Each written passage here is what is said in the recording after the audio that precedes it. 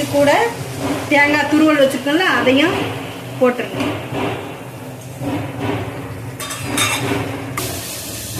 தேங்காய் பூவும் போட்டாச்சு. போட்டு கொஞ்சம் பரட்டுங்க.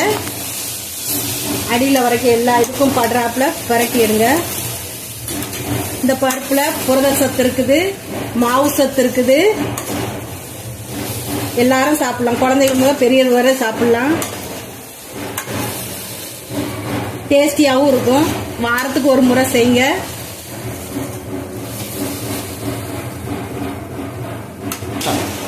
ரெடி ஆயிடுச்சு. பூம்பருப்பு ரெடி.